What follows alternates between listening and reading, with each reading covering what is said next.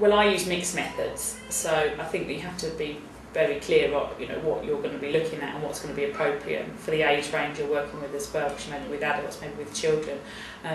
Also, depending again on where you're working, in terms of asking lots of different people. I mean, I was asking about the curriculum, but I wasn't just asking the teachers and the children, I was asking the parents as well.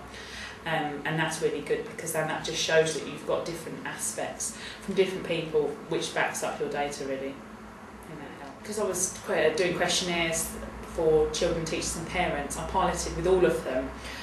The parent one was excellent, and I did 5 questionnaires with pilot, but the first person made me completely change it because it didn't make sense. And then I piloted with the next 4 and it was fine. Again, I did it with 6 different children. And it turned out some of the questions were duplicates, or that they didn't understand it. So it was kind of rephrased. And the teacher one, by that time, had pretty much perfected the rest. So the teacher one was actually fine. But no, definitely piloting really helps to see where you may have made errors, where it's not that clear. So then actually when you are going to work with them, especially if you're going to spend time, because I was doing a questionnaire, but with the children I was interviewing them using the questionnaire, you don't want to be spending lots and lots of time having to rephrase questions. You need to be focusing on getting the data down.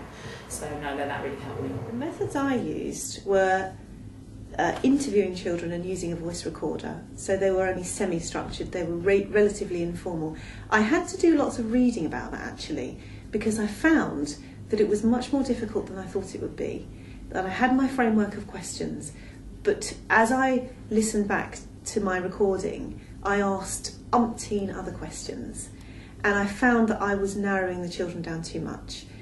So I redid my interviews using techniques suggested by the literature, and actually using questions directly from some of the literature, people who'd done a similar semi-structured interview. I also found that my notes, my field notes as it were, fed very much into what I was doing, because I was observing the children too. That helped in the process of triangulation, where I would need more than just one method. One of the methods I used to collect data was asking children to write their views on their learning at the end of their work, feedback if you like, in the formative assessment process. And I encouraged them to write whatever they wanted to write and gave them some examples. And I would get lots of writing back, or just a little. And I used all of that, and I photocopied it and annotated it, and found that as my research went on, the quality of their feedback improved. And that was a really important and quite vital part of my research, to show that the things I was doing was having an effect. Things I was doing were having an effect, and also helping to triangulate my data, as it were, which was something that I found quite difficult, because I hadn't actually thought about triangulating it before, until I'd started reading the literature about research, and the fact that you do need at least 3 methods to bring together to show that what you've been doing is verifiable.